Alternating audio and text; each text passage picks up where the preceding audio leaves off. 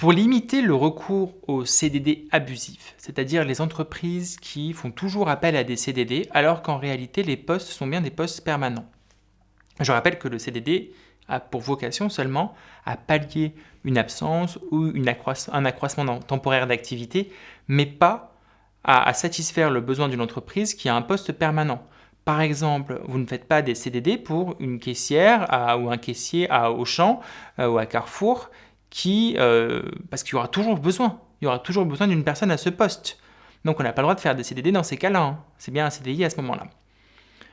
Si vous faites un CDD, vous recrutez quelqu'un, par exemple, vous avez besoin d'une personne pour la période de solde.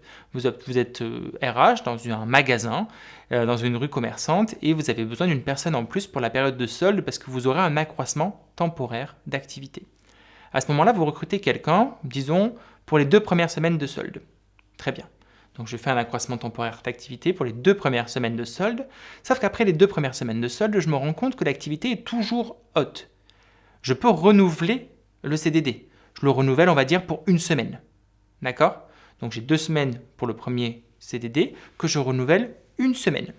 Suite à ça, j'ai encore le droit de le renouveler une fois. Donc elle était là les 2 premières semaines, j'ai besoin d'elle 1 semaine en plus, j'ai encore besoin d'elle 1 semaine. Ça fait 4 semaines. Le CDD initial a été renouvelé 2 fois. Suite à ça, si mon activité est toujours tendue et que j'ai encore besoin de la personne à ce poste, je ne peux pas renouveler son CDD une nouvelle fois sans respecter ce qu'on appelle un délai de carence. Le délai de carence est la période qui s'écoule entre 2 CDD, entre 2 contrats distincts. D'accord ?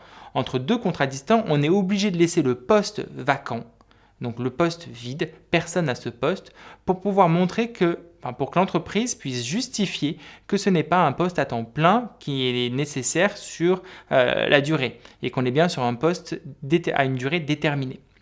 Donc c'est-à-dire que j'ai recruté un serveur ou une serveuse ou un vendeur, une vendeuse pour 2 semaines. Une semaine. Ça veut dire que j'ai eu quelqu'un pendant 4 semaines. Si je souhaite travailler de nouveau avec cette personne, ou avec une autre personne, bien entendu, mais si je souhaite de nouveau recruter à ce poste, il faut que je laisse courir un délai de carence entre les 2 CDD. Et là où c'est un petit peu complexe, et vous avez tout cela dans le module suivant, c'est comment est-ce qu'on calcule le délai de carence. Mais vous avez un module juste après qui s'occupe de bien vous montrer comment est-ce qu'on calcule le délai de carence.